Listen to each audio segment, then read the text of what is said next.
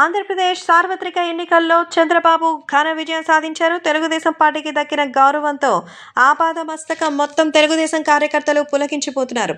So Chandrababu Naidu సీఎంగా గెలవడంతో మరి పక్కన రాష్ట్రంలో ఉన్నటువంటి తెలంగాణ సీఎం రేవంత్ రెడ్డి చంద్రబాబుకి ఫోన్ చేసి శుభాకాంక్షలు అందించారు.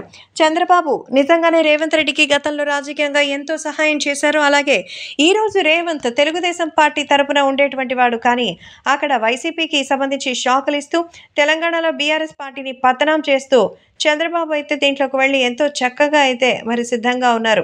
ఎటువంటి పరిస్థితుల్లో ఏం జరుగుతుంది అనేది ఎవ్వరూ ఊహించినటువంటి పరిణామమే. కానీ ఇప్పుడు జూనియర్ ఎన్టీఆర్ తెలుగుదేశం పార్టీ వైపు చూపించిన అభిమానమే కాకుండా ఇప్పుడు పక్క స్టేట్కి సంబంధించిన సీఎం అయినటువంటి రేవంత్ రెడ్డి కూడా ఖచ్చితంగా మన చంద్రబాబు నాయుడికి ఫోన్ చేసి ఆయన విషస్ని అందించి రెండు రాష్ట్రాల మధ్య సమన్వయకర్తగా ఉంటారని మాట ఇచ్చినట్టుగా అయితే తెలుస్తోంది.